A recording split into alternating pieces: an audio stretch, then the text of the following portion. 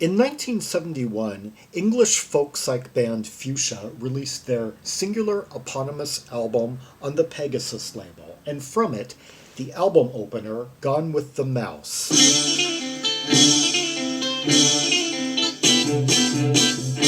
Okay, 1, 2, 3, 4, 5, 1, 2, 3, 4, 5, 1, 2, 3, 4, 5, 1, 2, 3, 4. Three ships with black sails, their wing cast blood red by the sun. 1, 2, 3, 4, 5, 6, 1, 2, 3, 4, 5, 6. Turn to the west, everyone disappeared. Kind of has like, well, there's a lot of that snare, but it's also got kind of like this sort of jerky quality to it, and like constantly like being. The waters in lines drawn and quartered, ruled by the crown. I wanted to refrain from using the word martial because I hear like a lot of the snare, and it's got this kind of procession type quality to it, but there's something also that's holding it back. There's a certain kind of like uncertainty.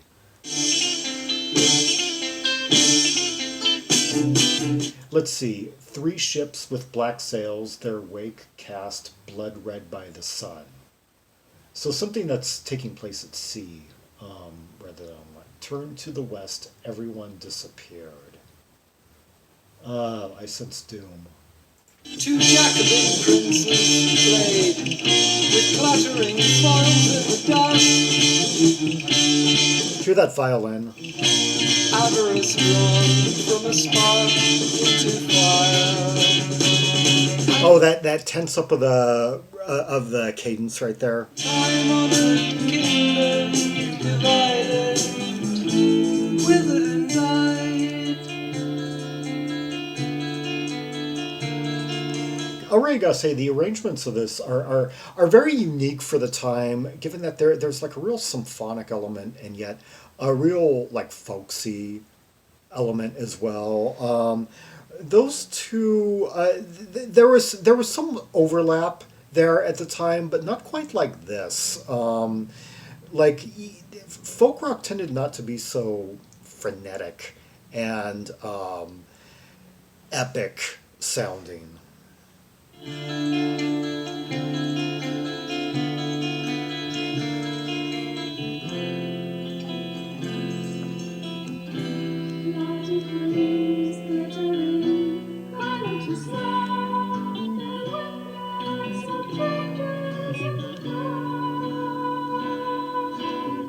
I forgot about that section entirely. Yeah, got some female vocalists in the band.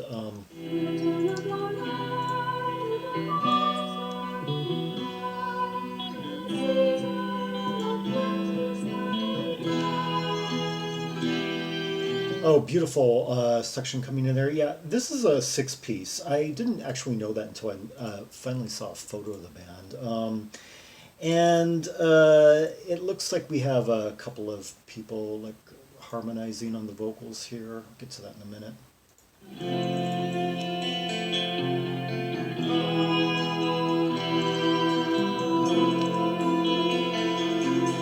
Okay, now I think the part of the lyrics okay. Catch up here. Confining the waters in lines drawn and quartered, ruled by the crown. This is pretty oblique. Two Jacobin princes playing with clattering foils in the dusk. Avarice drawn from a spark into fire, and the time-honored kingdom divided, withered, and died. So it sounds like kind of like a downfall.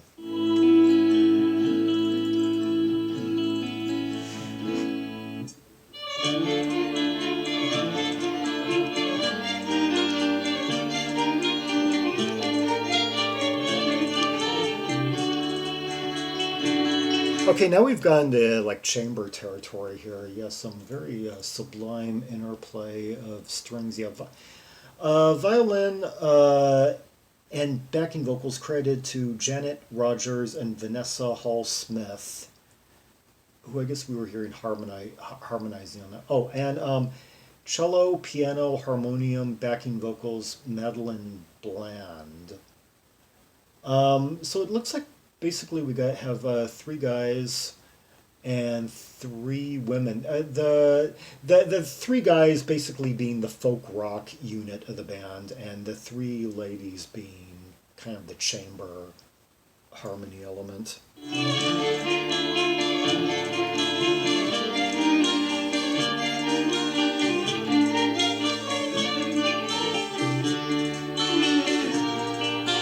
And kind of doing some movements there, like mostly in like D minor and a few other chords. The acoustic guitar and lead vocals are handled by Tony Durant.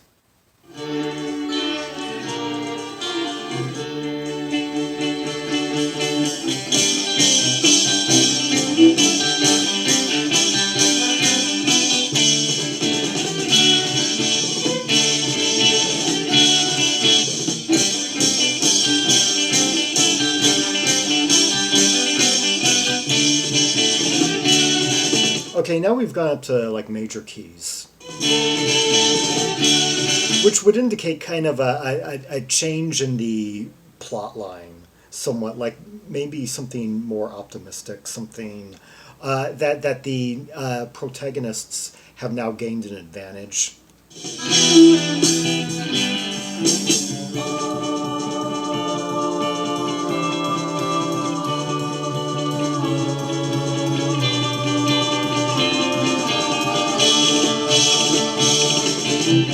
I really like this multi-sectioning. I had forgotten there were so many different sections in the middle of this track. I mean, when I think of this track, I always think of that opening, that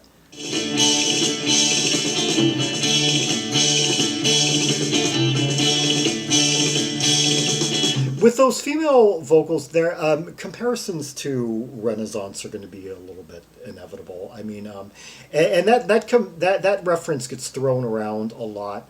In many places, it shouldn't be. This, I don't think it's stretching it. I mean, because Annie would go into some of those higher vocals at times, high, soft, kind of angelic, and the Renaissance, of course, had the symphonic and folk elements, like would mix would have like abrupt passages, but would also have that acoustic folksy element to them, often at least up through like the mid 70s, and even beyond, even as they got more kind of like rock oriented. But yeah, but this coming out before the mainstream lineup of Renaissance really took off and got their sound together.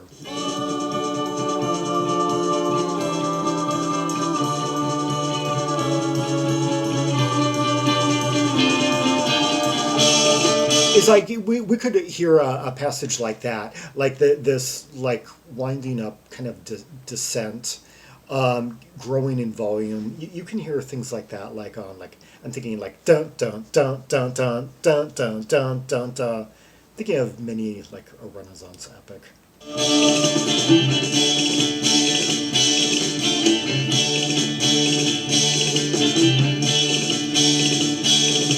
I love that how that drumming just keeps on like throwing everything into this kind of like it just kind of like winds up into another kind of jolt each time each.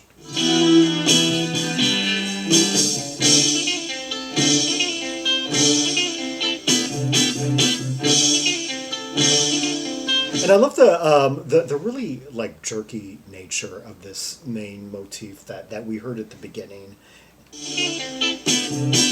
Yeah, dun dun dun dun dun dun, dun like open canes, dun dun dun dun dun dun dun, and then four wallops of bar on that. Journeyman's daughter sat in rags with her hand to the wheel. Her father stayed quietly inside. Yeah, this track has a really unique cadence when you notice the drumming and how it'll be like it's almost like a call and response between the acoustic guitar and the drums, like dun, and then the drum will just kind of like come in and put this roll in at the end of each bar. Reflecting on moments gone by him in so many years. Okay, beautiful, like interplay between electric and acoustic. I guess maybe a bit of overdubbing since basically Tony Durant is the one handling all guitar duties on here. Let's see. Light it brings glittering, kinder to some, bear witness of changes yet to come, will turn a blind eye to half-stifled cry as the season of plenty's finally done. The season of plenty. Interesting use of that word. It reminds me of the strange title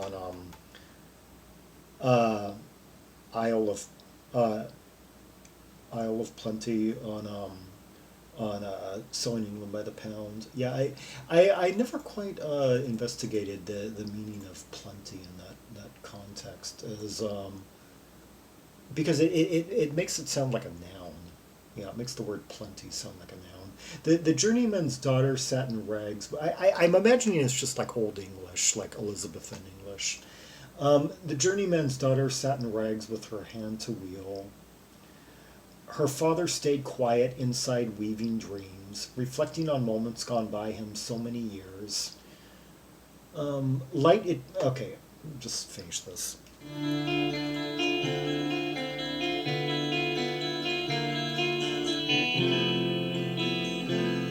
For what it's worth, let's see. The Fuchsia being the name, the name of the band was taken from A Princess in Peaks, Jemengas trilogy of the 1940s. Huh. Inspiration for the LP, namely Mervyn Peake. Yeah, the insert. Okay. I'm wondering if there's some tie-in with that. Like, leave a comment and enlighten me if the lyrics to this draw from that.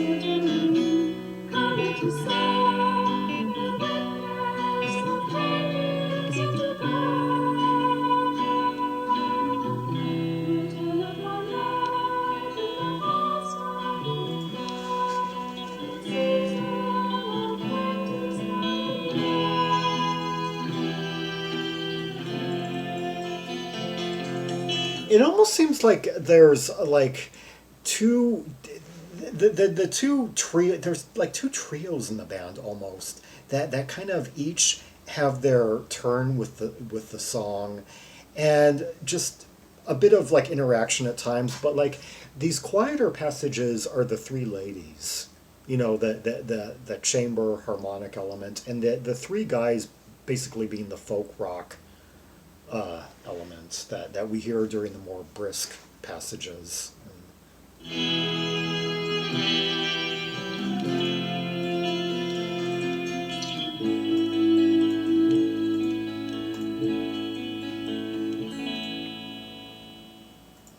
Okay, that was Gone with the Mouse by Fuchsia from their Singular album from 1971. And it looks like none of these musicians really went on to do anything. They just kind of, although when the album took off in the 2000s and became popular on the internet, there have been several reissues since. One of the guys, the drummer, yeah, giving us all those great drum rolls, Michael Gregory. He turned up in a few bands. The Albion the Albion band franchise. Albion band franchise, yeah, that has been through a bunch of different iterations. And the band Home Service, they were 80s era UK folk rock, kind of kickstarting the genre after kind of a lean time, I'd imagine. Yeah. Let's see. Let's hear another track from the Fuchsia album. Just the closing track on the album, Just Anyone.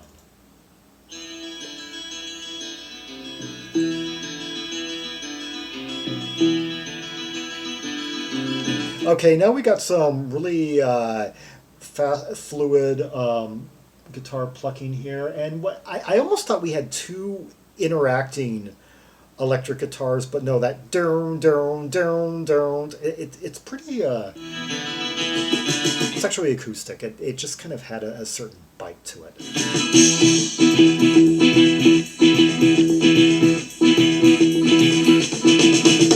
By the crowded highway stands brightly painted sign, where each way points the same way, leading blind men to decide. Okay, once again, the drumming I think is really setting the overall propulsion of the track, and once again we have a very unique like rhythm component like worked out for you can tell that Michael Gregory was being quite creative with these tracks, like really finding a way to like give a certain jump, a certain kick. Like a lot of other drummers wouldn't have been this imaginative, would have just kind of like played along. In the doorway, looking for the sun that failed to shine, the tramp will either laugh or breathe a sigh. The silver-plated eagle glares out from the mansion wall. Yeah, 1 2 3 4, 1 2 3 4. There's a certain like emphasis on threes. And On the cussing stillborn soldier who can only fall when all is gone by the wayside, scourged by what he's done. it feels like he's using the kick drum a lot in this, and kick drum and metal. And Beyond the Nirvana, each is all in one.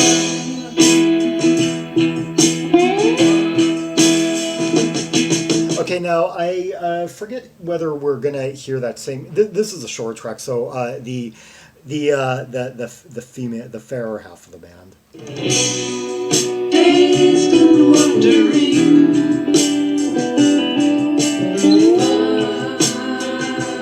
find someone. Is there anybody out there? Okay.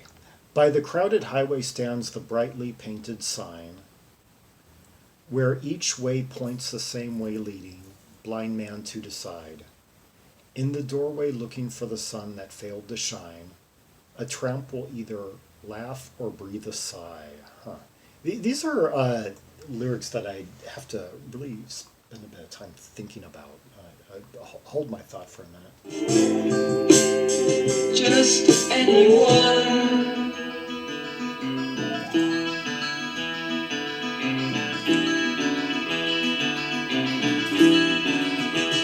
Hear that piano interacting with the guitar right there? Okay. In the doorway, looking for the sun that failed to shine, a tramp will either laugh or breathe a sigh. The silver-plated eagle glares out from the mansion wall upon the passing stillborn soldier who can only fall. When all has gone by the wayside, scourging by what he's done, beyond Nirvana, each is all in one. I wonder if one of the reissues maybe has some like dissertations by the writer himself, but the lyrics to pretty much just about all the tracks on the album were written by Tony Durant, the male vocalist. Except for one, funny enough, Me and My Kite, a rather poppy track that kind of sticks out like a sore thumb on the album. Yeah.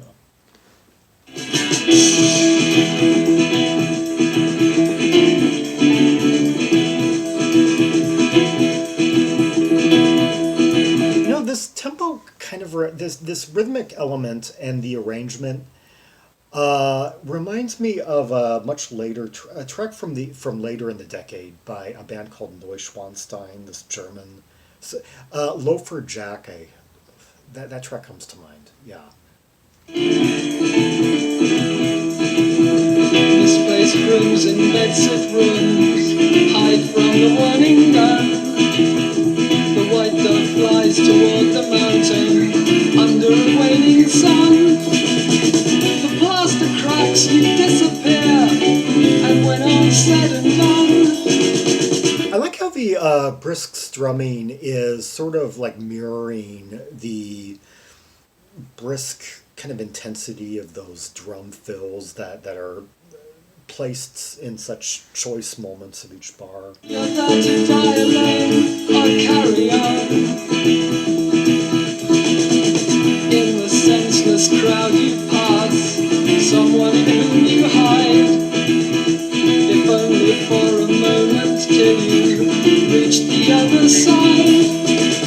actually kind of like the bass is kind of like mirroring the drums in a way. Like You raise your arms to make a sign to show the hour has come, but you're alone and everyone has gone. I think that these lyrics must really have quite a deep meaning because of just the passion that he's putting into the vocals and such. Misplaced grooms in bedset rooms hide from the warning gun. The white dove flies toward the mountain under a waning sun. The plaster cracks and disappears when all's said and done. You're there to die alone or carry on. Okay, misplaced grooms in bedsit rooms hide from the warning sun. Okay, the white dove flies toward the mountain under a waning sun. I'm starting to think that another tragedy has taken place. In the senseless crowd you pass, someone in whom you hide, if only for a moment till you reach the other side. You raise your arms to make a sign to show the hour has come, but you're alone and everyone is gone, dazed and wondering, find someone. Is there anybody out there? Just anyone? Huh. Yeah, the meaning, it just isn't quite coming to me as I would really be interested. This, like last,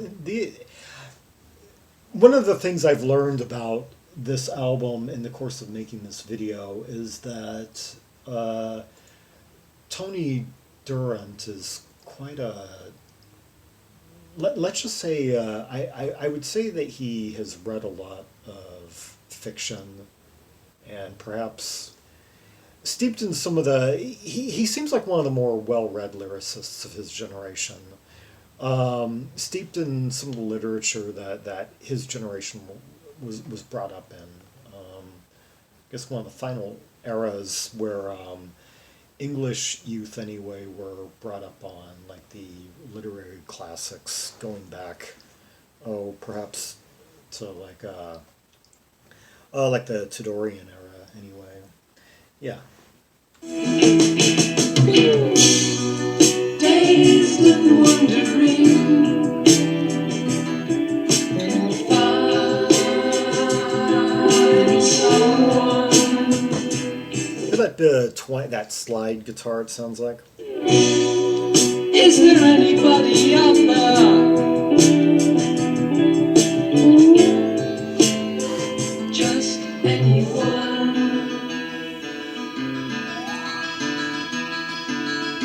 Yeah, just appreciate that interplay between the acoustic and electric right there. And the slide.